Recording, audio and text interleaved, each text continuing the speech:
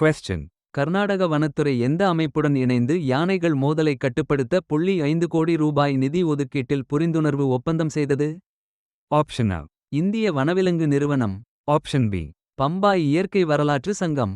Option C. இந்திய அறிவியல் நிறுவனம் ISC. Option D. வன ஆராய்ச்சி நிறுவனம். The correct answer is. இந்திய அறிவியல் நிறுவனம் ISC. Question. எந்த கடற்கரையில் பாதுகாப்பு சுவர் கட்ட மத்திய அரசு $323 கோடி ஒப்புதல் அளித்துள்ளது? Option A. கேரள கடற்கரை. Option B. கோவா கடற்கரை. Option C. உப்பாடா கடற்கரை.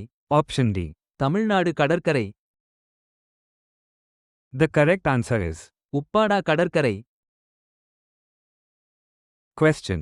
சமீபத்தில் விண்வெளியிலிருந்து திரும்பிய விண்வெளி வீரர் சுபன்ஷு சுக்லா தற்போது எந்த திட்டத்திற்கு உதவுகிறார்?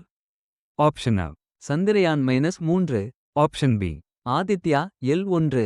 Option C. Gaganyaan. Option D. Mangalyaan -2. The correct answer is. Gaganyaan. Question. சமீபத்திய ஐநா அறிக்கையின்படி நிலையான வளர்ச்சி இலக்குகளில் எத்தனை சதவீதம் இலக்கை அடையும் பாதையில் உள்ளன? Option A. 65 விழுக்காடு. Option B. 50 விழுக்காடு. Option C. 35 விழுக்காடு. Option D. 20 விழுக்காடு. The correct answer is. 35 விழுக்காடு. Question. ஆக்பயோ வின் ஜேருசோவிய குழந்தைகள் RSV மருந்து முன்னுரிமை பட்டியலில் சேர்த்த அமைப்பு எது? Option A. UNICEF. Option B. FDA.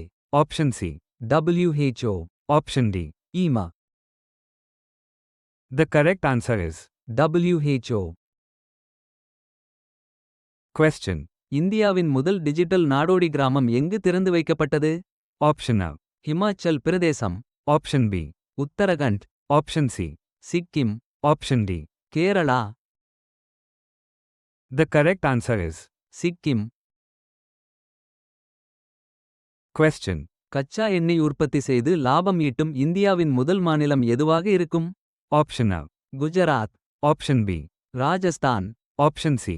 Assam. Option D. Maharashtra. The correct answer is. Assam. Question. 36 திட்டங்களை ஒன்றிணைத்து அரசு செயல்படுத்த முடிவு செய்துள்ள புதிய பண்ணை திட்டத்தின் பெயர் என்ன? Option A. பிரதமர் கிருஷி சின்சாய் யோஜனா. Option B. தேசிய உணவு பாதுகாப்பு இயக்கம். Option C. பிரதமர் தான்யா Krishi Yojana. Option D. பரம்பரகத் Krishi Vikas Yojana. The correct answer is. பிரதமர் தான்யா கிருஷி யோஜனா. Question. ஆந்திர பிரதேசம் நீர் ஆதாரங்கள் தொடர்பான 13 பிரச்சினைகளை எந்த அமைச்சகத்திடம் முன்வைத்துள்ளது? Option A. வேளாண்மை மற்றும் விவசாயிகள் நல அமைச்சகம். Option B. சுற்றுச்சூழல் வனம் மற்றும் காலநிலை மாற்ற அமைச்சகம். Option C. ஜல் சக்தி அமைச்சகம். Option D. ஊரக வளர்ச்சி அமைச்சகம். The correct answer is. Jal Shakti அமைச்சகம். Question. இந்தியாவின் முதல் பழங்குடியினர் மரபணு வரிசைமுறை திட்டம் எந்த மாநிலத்தில் தொடங்கப்பட உள்ளது? Option A. Odisha. Option B. Jharkhand. Option C. Chhattisgarh.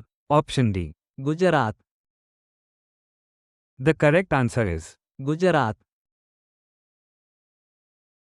Question. இந்திய ராணுவம் ஆகாஷ் பிரைம் வான் பாதுகாப்பு அமைப்பை 15,000 அடி உயரத்தில் எந்த பகுதியில் வெற்றிகரமாக சோதனை செய்தது? Option A. Sikkim. Option B. Arunachal Pradesh. Option C. Ladakh. Option D.